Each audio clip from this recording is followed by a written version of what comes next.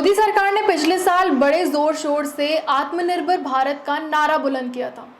लेकिन क्या आपको पता है कि आपदा के समय देश को आत्मनिर्भर भारत बनाने की शुरुआत मोदी की नहीं बल्कि पूर्व प्रधानमंत्री मनमोहन सिंह ने की थी।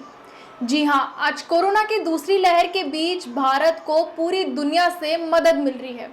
लेकिन आज से कुछ साल पहले डॉक्टर मनमोहन सिंह ने किसी भी आपदा में विदेशी मदद लेने की पॉलिसी खत्म कर दी थी।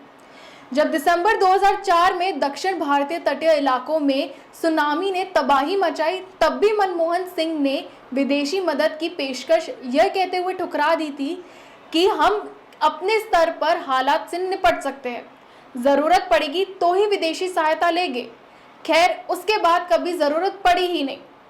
इसी तरह 2005 के कश्मीर भूकंप, 2013 के उत्तराखंड की बाढ़ और 2014 कश्मीर बाढ़ के अन्य राष्ट्रीय आपदाओं के समय भी मनमोहन सिंह ने ना तो किसी देश से राहत मांगी, ना तो उनकी पेशकश को स्वीकार किया, और अगर कोई देश मदद की पेशकश करता तो उसे सम्मानपूर्वक मना कर दिया जाता था।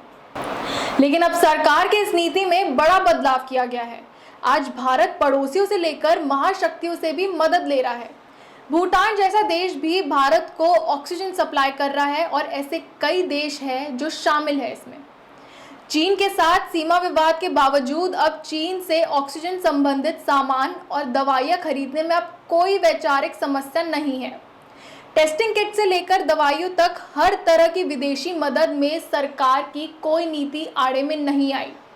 भारत सरकार ने विदेशों से गिफ्ट, डोनेशन और कई दूसरी सहायता स्वीकार करने शुरू कर दिया है। ऐसा साल 2004 के बाद पहली बार हो रहा है। पाकिस्तान से मदद ली जाए या नहीं, इस पर सरकार विचार कर रही है। हालांकि स्वीकार करने की संभावना तो कम ही लग रही है। पर यह बदलाव एक सवाल तो जरूर छोड़ जाता है कि अभी मोदी जी की आत्मनिर्भरता कहाँ गई।